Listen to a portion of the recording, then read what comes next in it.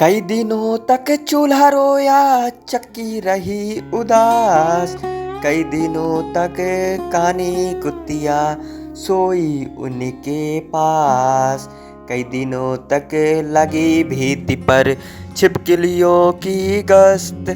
कई दिनों तक चूहों की भी हालत रही शिकस्त।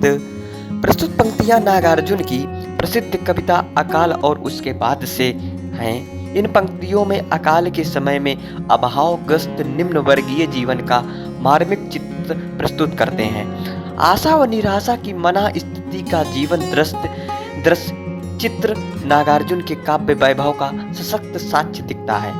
नागार्जुन कहते हैं, अकाल के बाद घर में अन्न न होने की स्थिति में पूरा वातावरण उदासीन हो गया है। ऐसा प्रतीत हो रहा है मानो चूल्हा रो रहा हो।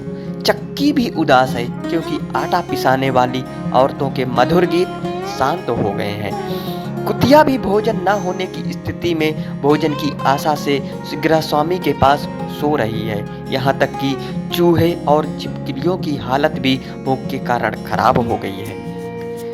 दाने आए घर के अंदर कई दिनों के बाद, धुआं उठा आंगन से ऊपर कई दिनों के बाद, चमक उठी घर भर की आंखें कई दिनों के बाद, कौवे ने खुजलाए पांखें कई दिनों के बाद।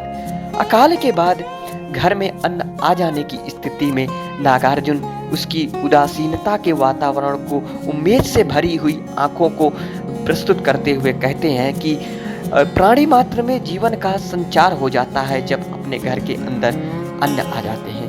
घर भर की आंखें चमक उठती हैं घर के आंगन से उठे हुए धुएं को देख करके। चूल्हे के जलने और भोजन के बनने को दर्शाते हुए नागार्जुन अन्न को तरसते लोगों और पशुओं को आंखें और उनकी मनोदशा का वर्णन करते हुए इसको प्रस्तुत करते हैं।